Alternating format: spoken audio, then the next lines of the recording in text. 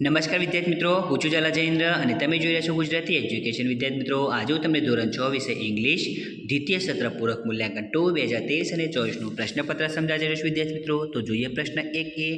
વિદ્યાર્થી મિત્રો, પ્રશ્ન 1A ની અંદર લાઇન્સ આપેલી છે. આ લાઇન્સ તમારે વાંચવાની છે અને પછી નીચે જે પ્રશ્નો આપેલા છે એના આન્સર તમારે આપવાના રહેશે. પ્રશ્ન 1A છે તમારે 3 માર્કનો રહેશે. તો તમે જોઈ શકો છો લાઇન અને એના પ્રશ્નો અને એના આન્સર વિદ્યાર્થી મિત્રો અહીંયા ટીક કરેલા છે, તમે જોઈ શકો છો. હવે બી, એની અંદર વિદ્યાર્થી મિત્રો ટ્રુ અને ફોલ્સ આપેલા છે. આ ટ્રુ અને ફોલ્સ પણ તમારે 3 માર્કના રહેશે. તમે જોઈ શકો છો કયા કયા ટ્રુ અને ફોલ્સ આપેલા છે.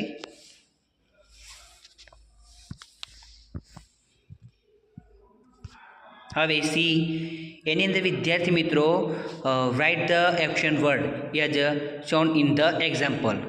સી તમારે 2 માર્કનું છે. એક્ઝામ્પલ આપેલું છે એ પ્રમાણે તમારે લખવાનું રહેશે, તમે જોઈ શકો છો.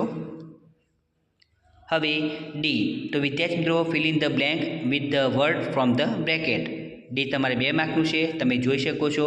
In, under, near. હવે પ્રશ્ન 2A, એની અંદર વિદ્યાર્થી મિત્રો answer the question in on the 2 words. પ્રશ્ન 2A છે તમારે 4 માર્કનો છે, તમે જોઈ શકો છો પ્રશ્નની આન્સર.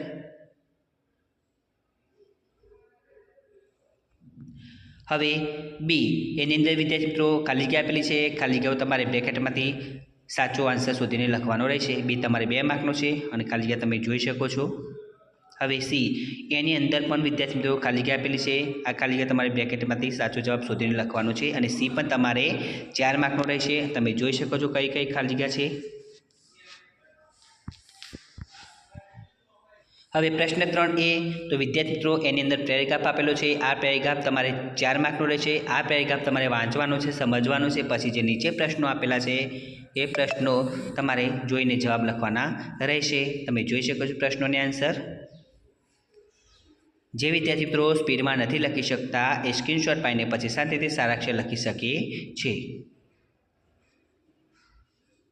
હવે બીમાં ટ્રુ અને ફોલ્સ આપેલા છે, તમે જોઈ શકો છો. બી પણ તમારે 2 માર્કનો રહેશે. એના પછી C, write the sentence as shown in the example. Example આપેલું છે એ પ્રમાણે તમારે કરવાનું રહેશે. સી તમારે 2 માર્કનું છે. હવે ડી, એમાં પણ write the sentence as shown in the example. D પણ તમારે 2 માર્કનું છે, તમે જોઈ શકો છો એક્ઝામ્પલ એ પ્રમાણે તમારે લખવાનું રહેશે.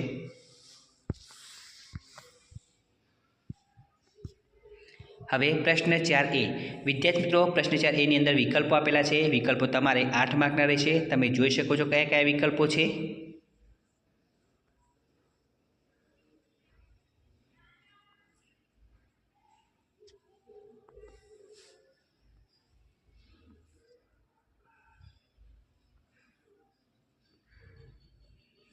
હવે બી, એની અંદર નામ ધ બર્ડ. તો વિદ્યાર્થી મિત્રો બી છે તમારે 2 માર્કનું છે અને તમે જોઈ શકો છો પહેલામાં પેરોટ અને બીજામાં ડવ.